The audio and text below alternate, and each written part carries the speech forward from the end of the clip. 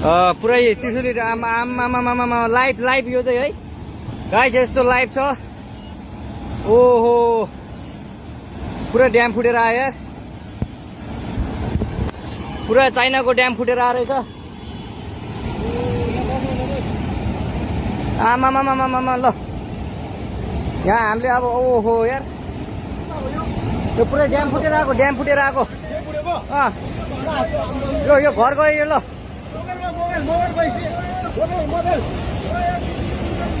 ल त्रिशुली बजारै गयो यार। ल गयो यार। ओ ए सिलास यता आऊ यता